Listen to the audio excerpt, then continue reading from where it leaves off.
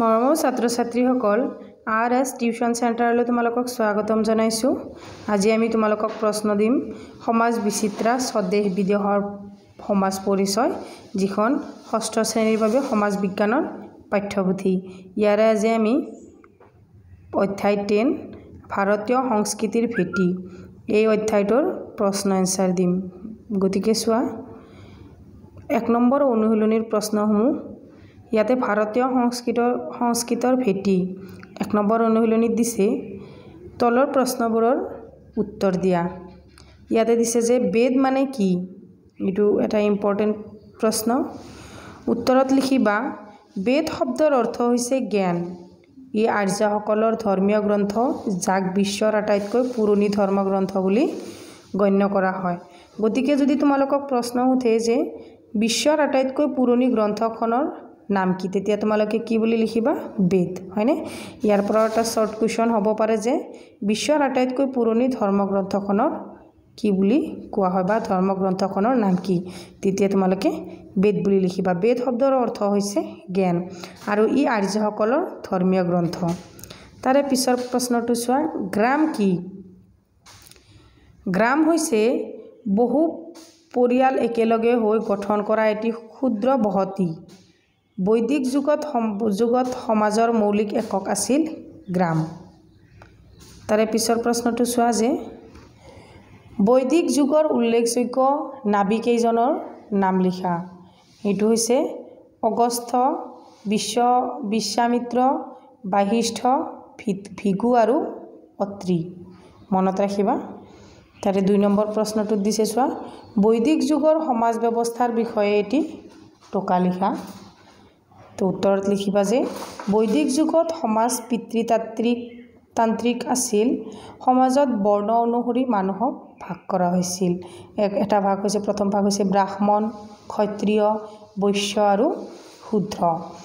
তাৰপিছত লিখিবা মানুহৰ জীৱন ধৰ্ম, অৰ্থ, কাম আৰু মোক্ষ এই 4টা উদ্দেশ্যৰ ওপৰত নিৰ্ভৰ কৰিছিল। ইয়াতে কি বুলি কৈছে যে মানুহৰ উদ্দেশ্য 4টাৰ ওপৰত নিৰ্ভৰ কৰিছিল। এটা হৈছে ধৰ্ম, অৰ্থ, কাম আৰু মোক্ষ। তাৰে পিছত 3 নম্বৰ প্ৰশ্নটো চোৱা বেদত উল্লেখ থকা মূল ধাৰা কেইটা কি কি? Important question. এনচাৰত লিখিবা বেদত উল্লেখ থকা মূল ধাৰাসমূহ হৈছে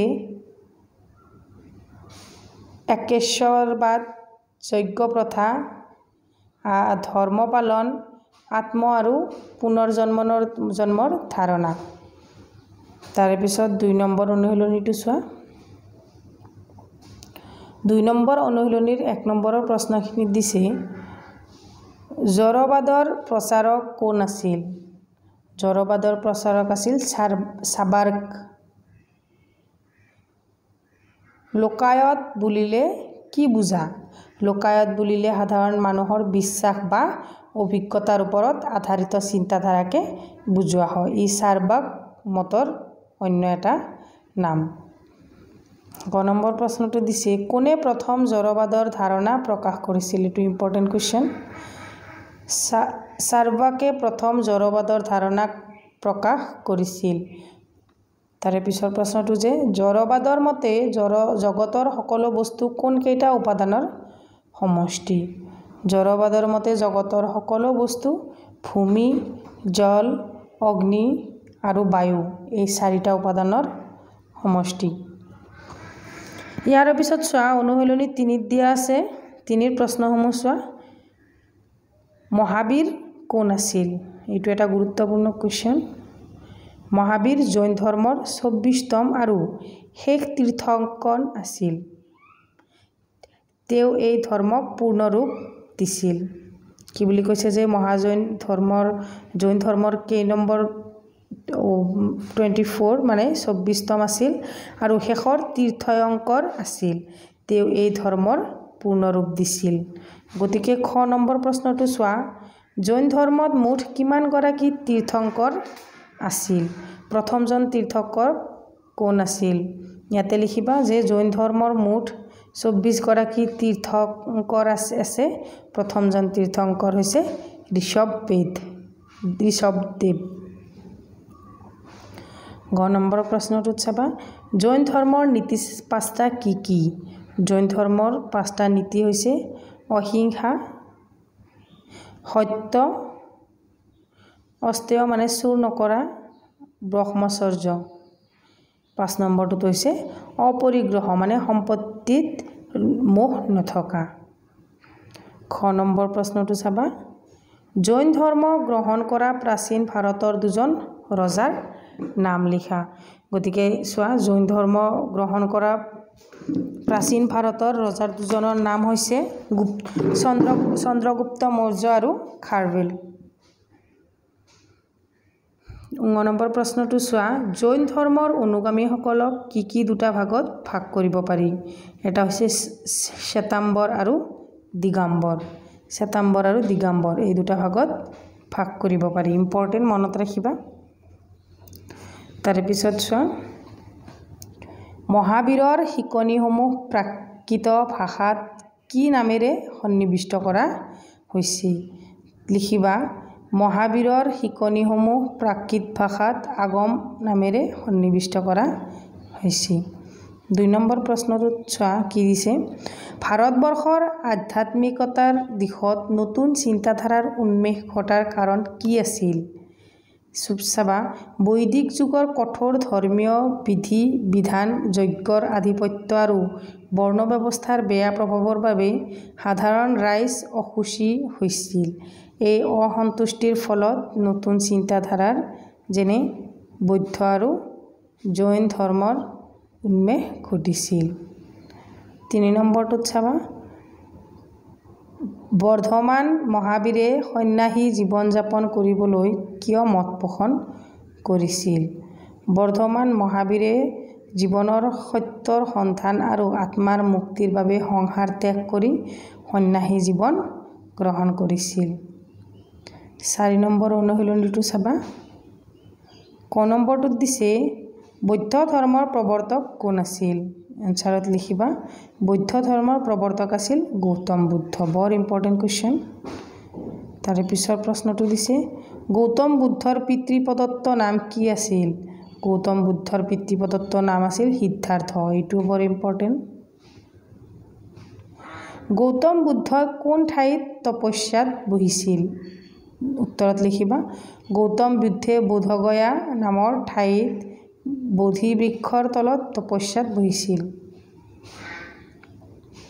বোধিদ্ৰুম বুলি কোন জোপা গছক কোৱা হয়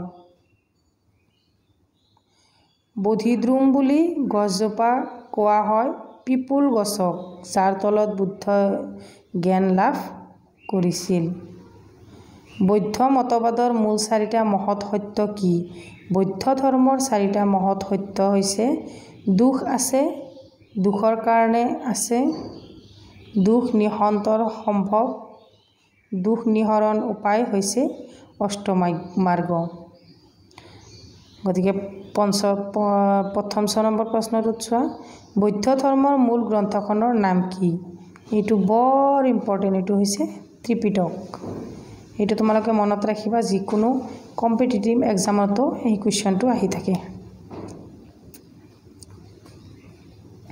বৌদ্ধ ধৰ্মৰ গণশিক্ষাৰ কেন্দ্ৰ 3টা কি আছিল এটা হৈছে নালন্দা বিক্ৰমশিলা আৰু তক্ষশিলা মনত ৰাখিবা নালন্দা বিক্ৰমশিলা আৰু তক্ষশিলা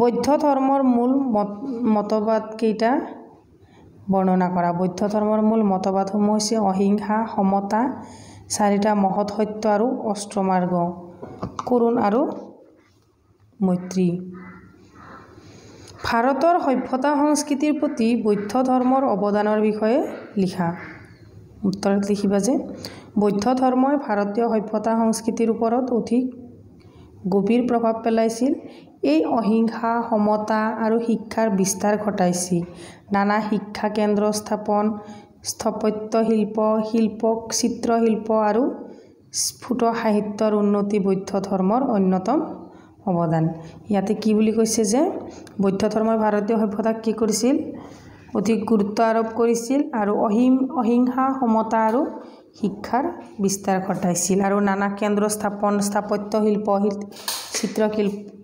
শিল্প আদি উন্নতিত বৌদ্ধ ধৰ্মৰ অন্যতম অৱদান আছিল।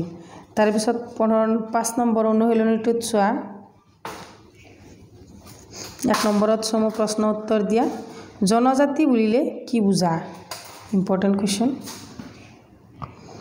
জনজাতি বুলিলে সেইসকল জনগোষ্ঠী বুজোৱা হয় যি নিজৰ পৃথক ভাষা পৰম্পৰা আৰু বিশ্বাস লৈ জীৱন যাপন কৰে। তাৰপিছত খ নম্বৰ প্ৰশ্নটোত কি দিছে চোৱা। জনজাতিবোৰৰ অতীতৰ বিষয়ে কোনবোৰ উৎসৰ পৰা জানিব পাৰোঁ?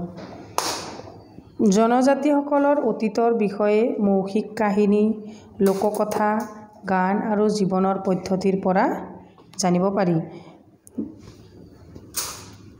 কি বুলি কৈছে যে জনজাতিবোৰৰ অতীতৰ বিষয়ে কোনবোৰ উৎসৰ পৰা জানিব পাৰি? এইবোৰ হৈছে লোককথা, কাহিনী, গল্প, সাধু কথা, এইবোৰৰ পৰা আমি জানিব পাৰোঁ।